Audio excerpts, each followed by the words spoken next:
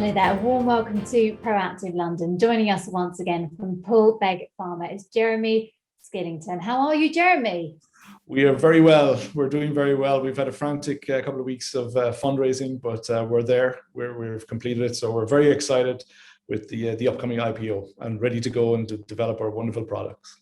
Good stuff. It is exciting times, and we've met before, but I just want to rewind and maybe go right back to the beginning of your story if we can. Why did you join Poolbeg? Very exciting opportunity. That's simply put. I was quite fortunate. The last company I worked with, Inflazome, we got acquired by Roche Pharmaceuticals last year. I made good return for our investors, and I was winding down my activities with Inflazome. And Cathal Friel, our chairman, called and said, "I have an exciting opportunity.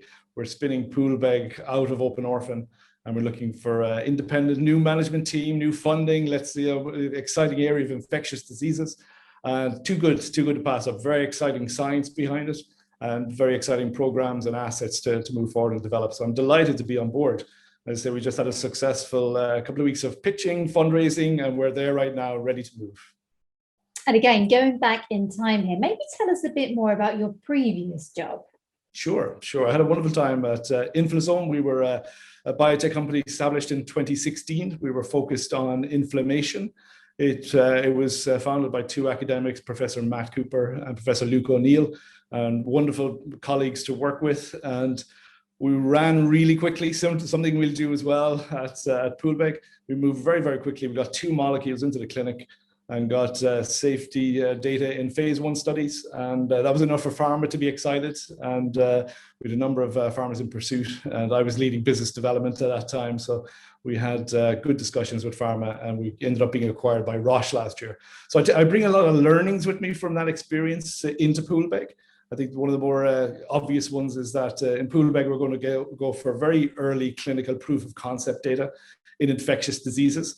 And we have established, Open Orphan, fortunately, have established a very good clinical trial system, this human challenge studies, where we can generate human data really quickly in our infectious disease studies. And we know that pharma really like it when you have phase 2 ready data. So phase 1 is all about safety with some efficacy.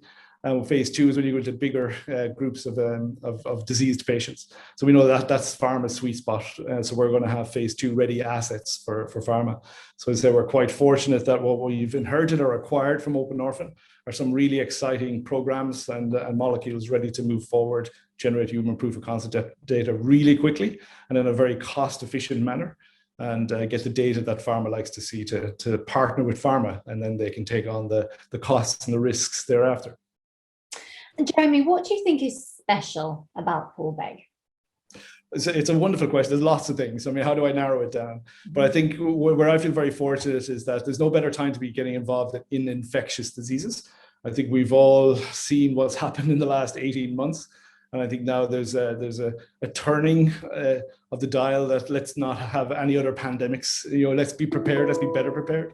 And I think from that instance, I think now is a really good time to be in infectious diseases. And as I said, quite fortunate that the assets that are coming over from Open Orphan are ready for development and moving those forward rapidly with my colleagues here at Poolbeg, and just very excited about the prospect. And maybe leading on from there, how big is the infectious disease market, and why is it becoming so big? It's a great question.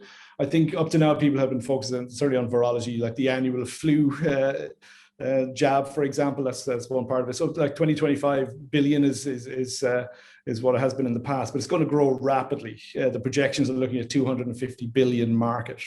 And as I say, we've learned a lot from the COVID experience of what to do, what not to do. So as I say, pharma are looking for improved products for other infectious diseases. Our lead program is going to be looking at a program product for severe influenza, and that itself is a $1 billion problem. And so we'll be moving forward to develop products in that space. So we've got clinical trials designed, or already designed and ready to execute. Some work to do that. So we should have key data within the next 18 to 24 months that will make the lead program partnerable. So we're looking forward to moving that. So yes, just being in infectious diseases, the market is going to be huge, and we want to be there to have a conveyor belt of assets for pharma to partner with us that then they take forward and develop and bring onto the market. Mm. And Jeremy, when it comes to the trials, my understanding is that the infectious disease trials are a lot less costly than, say, oncology, for example. Why is that?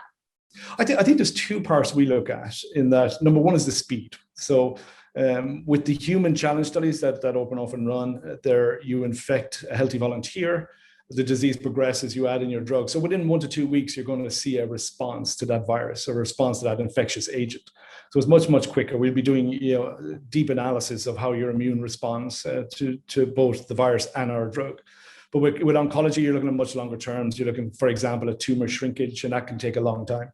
So these are longer term. So, as I say, we're quite fortunate that we generate a lot of data, a lot of important data, infectious disease data in 1 to 2 weeks. And as I say, proving the concept, proving the principle that our drug can benefit in an infectious disease setting. And as I say, that we can do that really quickly and really affordably, because it's not a long-term study.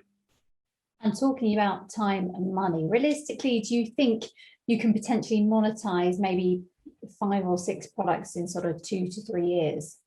That's our belief. We have a lead program that's ready to go. So we'll be moving that forward very rapidly. We've got other programs coming behind us. We've got a biomarker program that's able to identify patients that would become severely infected very early in the infectious cycle. So that's very exciting. We're talking to partner in that.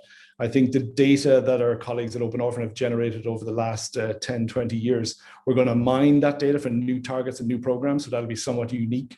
So I think that'll be of significant interest to pharma as well, that they'll want to get to partner with us on these programs to, as I say, fill their pipelines, which need filling. They're a little light at the moment, so they're looking to fill these with new products that we plan to provide to them. Brilliant to see you again. Thank you very much indeed for another great catch up there. That's Jeremy Skillington from Poolbeg Pharma here on Proactive. Appreciate the time, Katie. Take care.